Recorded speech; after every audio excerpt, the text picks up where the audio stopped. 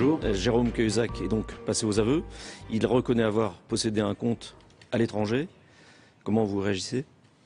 Comme beaucoup de gens, d'abord, on est stupéfait, et puis ensuite, on est absolument dégoûté.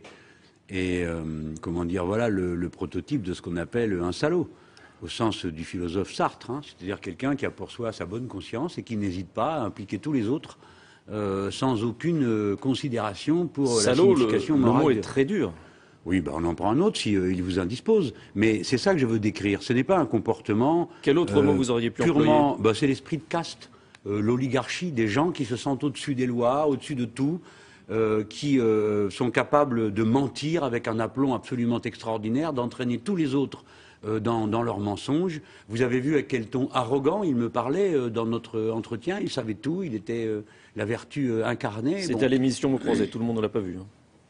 Non, mais moi j'y ai participé. Par conséquent, elle laisse en moi des souvenirs extrêmement vifs de quelqu'un qui pratiquait une morgue hautaine à l'égard de tous ceux à qui il s'adressait, qui n'hésitaient pas à recourir à l'injure. Enfin, c'est ce personnage dont nous découvrons maintenant qu'il était un menteur. Mais et aussitôt le soupçon se propage. Enfin, comment se fait-il que Mediapart et les juges aient pu trouver en quelques semaines et que d'autres, dont c'était le métier, eux, ne trouvent rien? Monsieur Cahuzac lui-même nous avait dit qu'il avait fait l'objet d'une enquête du fisc avant de prendre ses fonctions. Alors on s'était dit, oui, ça doit être l'usage. On fait une enquête pour savoir si le ministre du Budget, le ministre de l'Économie et des Finances sont clairs devant la loi.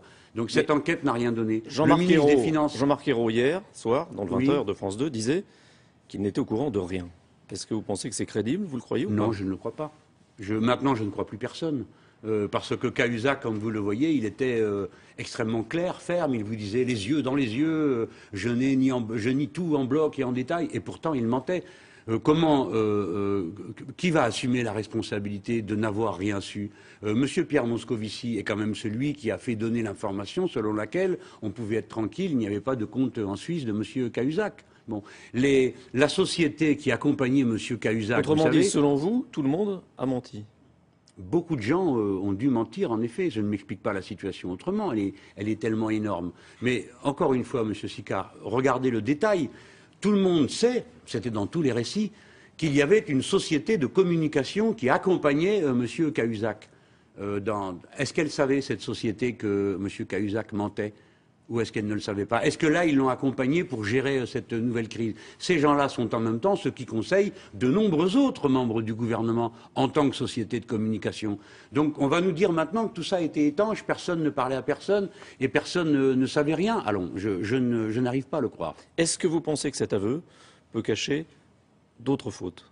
Comme je n'ai aucune confiance morale dans M. Cahuzac, après ce qu'il a fait, je me dis que s'il éprouve la nécessité d'avouer maintenant, c'est certainement à l'intérieur d'un nouveau calcul, d'un nouveau complot dans lequel son intérêt est engagé. Peut-être le fait-il avec des conseils d'une société de crise qui lui dit avoue ça de manière à ce qu'on te fiche la paix pour tel ou tel autre problème que je ne connais pas. Mais quelqu'un qui éprouve le besoin d'aller cacher ses revenus à l'étranger, ça doit être, il doit y avoir tout un ensemble de faits délictueux et pas simplement le fait d'ouvrir un compte à l'étranger qui n'est pas interdit, je le fais remarquer. Est-ce que c'est...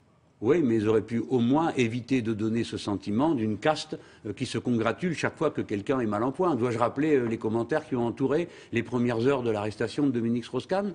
Ce qui posait problème, c'était autant les actes qui étaient reprochés à M. Strauss-Kahn que cette ambiance d'universelle combinazione et de grand copinage généralisé. Vous ne croyez pas?